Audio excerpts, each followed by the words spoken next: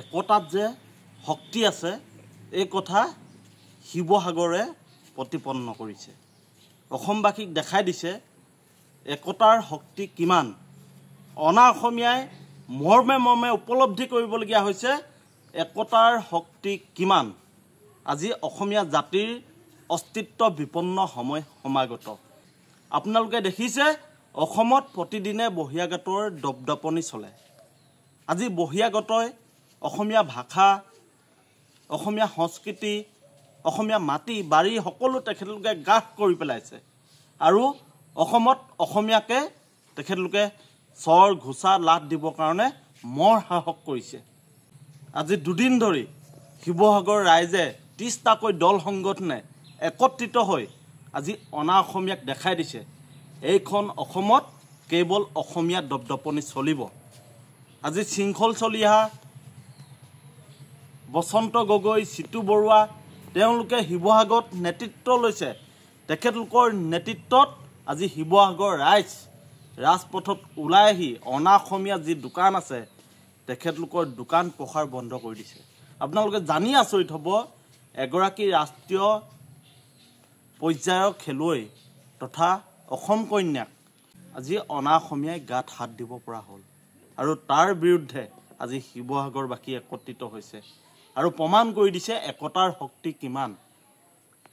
আৰু শিৱসাগৰত অনা অসমীয়াৰ বিৰুদ্ধে অসমীয়া জাতি ৰাজপথত ওলাই আহিলে তুমি যদি অসমীয়া আমাৰ লগত যোগ দিয়া এই শ্লোগানেৰে সকলো হাতৰ মুঠি ওপৰলৈ কৈ জয় আই অসম ধ্বনি দি ৰাজপথত অসমীয়া আজি নিজৰ জাতিৰ অস্তিত্ব ৰক্ষা সংগ্ৰামত অংশগ্ৰহণ কৰিবলগীয়া হ'ল।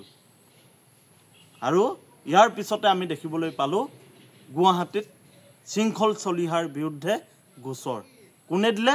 এগৰাকী অনা অসমীয়া। সেই অনা অসমীয়াগৰাকী পৰিচয় কি আমি আপোনালোকক ফটোত দেখাই আছোঁ। চাওক অসমৰ মুখ্যমন্ত্ৰীৰ লগত তেখেতৰ সম্পৰ্ক কি, বিজেপিৰ লগত তেখেতৰ সম্পৰ্ক কি, তেখেতে কেনেকৈ ইমান সাহস কৰিলে অসমীয়া জাতিৰ অস্তিত্ব ৰক্ষা সংগ্ৰামখনত নেতৃত্ব দি থকা শৃংখল চলিহাৰ ওপৰত গোচৰ তৰিবলৈ। হয়, আলফা স্বাধীনৰ ভাবুকি পিছতে তেখেতে গোচৰ উঠাই লৈছে, কিন্তু গোচৰ দিবলৈ সাহস কৰিলে কেনেকৈ? অসমত অসমীয়া জাতিৰ অস্তিত্ব নাথাকিব নেকি? আজি অসমীয়া জাতিয়ে নিজৰ মাতৃভূমিত অনা অসমীয়াৰ পৰা লাঞ্ছনা বঞ্চনাৰ সন্মুখীন হ'বলগীয়া হৈছে। কোন এই গৌৰৱ চুনামী? কোন ক'ত সাহস পালে তেওঁ অসমীয়া জাতিৰ অস্তিত্ব ৰক্ষাৰ সংগ্ৰামখনত নেতৃত্ব দিয়া ব্যক্তিৰ ওপৰত গোচৰ তৰিবলৈ? গুৱাহাটীত বহি অনা অসমীয়া মানুহক সংগঠিত কৰি অসমীয়া জাতিৰ ওপৰত যদি আক্ৰমণ কৰে অসমীয়া জাতি বহি থাকিব নেকি?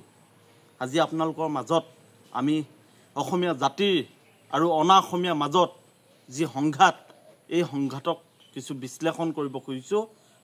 আৰু আজি অসমীয়া জাতিয়ে নিজৰ মাটি বাৰী অস্তিত্ব সকলো হেৰুৱাবলগীয়া হৈছে, সকলো অনা অসমীয়া দখললৈ গৈছে।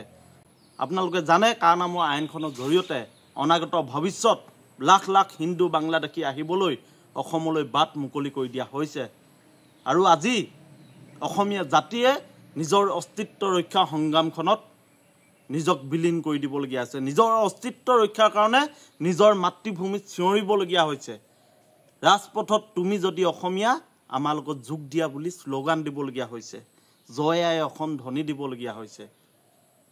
ইয়াৰ পিছতো আমি দেখিছোঁ অনা অসমীয়া হাতত অসমীয়াই আজি মাৰ খাবলগীয়া হয়, চৰ খাবলগীয়া হয়, ঘোচা খাবলগীয়া হয়। এই পৰিস্থিতি কিয় হৈছে? কাৰণ আমি অসমীয়া জাতি একত্ৰিত নহয়, ঐক্যবদ্ধ নহয়। আজি শিৱসাগৰবাসীয়ে বুজাই দিছে ঐক্যবদ্ধতাত কিমান জোৰ আছে। 30টাকৈ অসমীয়া জাতীয় দল সংগঠন একত্ৰিত হৈ আজি শিৱসাগৰত দুদিনকৈ যি পৰিৱেশ সৃষ্টি কৰিছে অনা অসমীয়াই মৰ্মে মৰ্মে উপলব্ধি কৰিছে যে অসমীয়া জাতি কিমান শক্তিশালী। আমি 17বাৰকৈ মোগলক যেতিয়া খেদিব পাৰিছোঁ, আমি স্বাধীনতাৰ সংগ্ৰামত যেতিয়া অংশগ্ৰহণ কৰিব পাৰিছোঁ, অসম আন্দোলন কৰিছোঁ, আমি অসমীয়াই অনা অসমীয়াৰ ভৰিৰ তলত থকাৰ প্ৰশ্নই নুঠে। অনা অসমীয়াই যদি অসমীয়াৰ ওপৰত আক্ৰমণ কৰে তেতিয়াহ'লে অসমীয়াইও অনা অসমীয়াৰ ওপৰত আক্ৰমণ কৰিব। এই কথা আজি শিৱসাগৰবাসীয়ে স্পষ্ট ৰূপত বুজাই দিছে।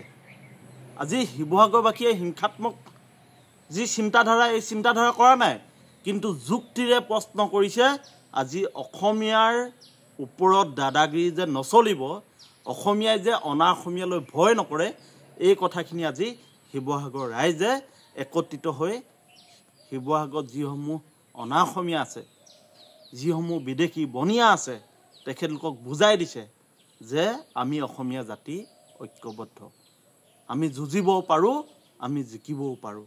এই কথাষাৰ আজি অসমীয়াই শিৱসাগৰত ঐক্যবদ্ধ হৈ অনা অসমীয়াক বুজাই দিছে। আপোনালোকে আমাক মতামতৰ জৰিয়তে জনাব। আৰু আপোনালোকে জানে যে শৃংখল চলিহাৰ ওপৰত দুটাকৈ গোচৰ গুৱাহাটীত দিয়া হৈছে। এগৰাকী বিজেপি নেতা, বিজেপিৰ মুখ্যমন্ত্ৰী, বিভিন্ন মন্ত্ৰী, অশোক সিংঘাল, তেওঁলোকৰ লগত ভাল সম্পৰ্ক আছে, গৌৰৱ চুনামী নে কি তেখেতৰ নাম, আৰু এগৰাকী ব্যক্তিয়ে শৃংখল চলিহাৰ ওপৰত গোচৰ দিছে। আৰু শিৱসাগৰবাসীয়ে স্পষ্ট কৰি দিছে যে যেতিয়ালৈকে শৃংখল চলিহাৰ ওপৰত দিয়া গোচৰ উঠাই নল'ব, এই গোচৰত যদি আইনী ব্যৱস্থা গ্ৰহণ কৰা হয়, তেতিয়াহ'লে শিৱসাগৰ যি অসমীয়া দল সংগঠন আছে তেখেতলোকে বহি নাথাকে। অনা অসমীয়াই অসমীয়াৰ ওপৰত আক্ৰমণ কৰিব কোনো সহ্য নকৰে। আৰু অনা অসমীয়াই শিৱসাগৰত যিবোৰ তেখেতলোকৰ হৰ্ডিং আছে, ব্যৱসায়ী প্ৰতিষ্ঠানৰ যিবোৰ হৰ্ডিং আছে, বেনাৰ আছে, পোষ্টাৰ আছে, এই সকলোবোৰ অসমীয়া ভাষাত লিখিব লাগিব। অনা অসমীয়া বাক্য অসমত ব্যৱহাৰ কৰিবলৈ নিদিয়ে, শিৱসাগৰ দল সংগঠনে স্পষ্ট কৰিছে। আমি ভাবোঁ সমগ্ৰ অসমত অসমীয়া জাতি জাগ্ৰত হোৱা সময় আহি পৰিছে। অসমীয়া জাতি জাগ্ৰত হ'লেহে অনাগত ভৱিষ্যত আমাৰ সুৰক্ষিত হ'ব, অসমীয়া জাতি সুৰক্ষিত হ'ব। গতিকে প্ৰতিজন অসমীয়াই জাগি উঠিব লাগে। অনা অসমীয়াই অসমীয়াৰ ওপৰত যি শোষণ লুণ্ঠন কৰি আছে, যি দাদাগিৰি কৰি আছে, এই সকলো বন্ধ কৰিব লাগে। অসমত তেখেতলোকে ব্যৱসায় কৰিবলৈ আহিছে, ব্যৱসায় কৰক। অসমীয়াৰ ওপৰত আক্ৰমণ, দাদাগিৰি এইবোৰ নচলিব। আপোনালোকে আমাক মতামতৰ জৰিয়তে জনাব যে অনা অসমীয়াই যদি অসমীয়াৰ ওপৰত আক্ৰমণ কৰে, তেতিয়াহ'লে অসমীয়া জাতিয়ে কি পন্থা লোৱা উচিত। আজি তেখেতলোকে অসমত ব্যৱসায় কৰে, অসমীয়া মানুহক তেখেতলোকে তিৰস্কাৰ কৰে, তেখেতলোকৰ ডাঙৰ ডাঙৰ ব্যৱসায়বোৰত অসমীয়া মানুহক নিযুক্তি নিদিয়ে, আৰু নিযুক্তি দিলেও তেখেতলোকে তাত ব্যৱসায়িক প্ৰতিষ্ঠানবোৰত অসমীয়া মানুহক বেয়া ব্যৱহাৰ কৰে। বিগত দিনবোৰত আমি এনে বহু অভিযোগ আমি সংবাদ মাধ্যমৰ জৰিয়তে প্ৰত্যক্ষ কৰিছোঁ।